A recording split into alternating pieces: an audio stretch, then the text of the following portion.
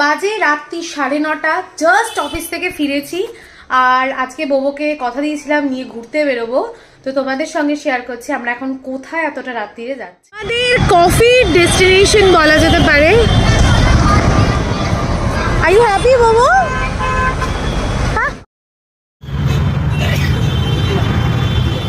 বোবো কি খাচ্ছিস? কেমন এটা?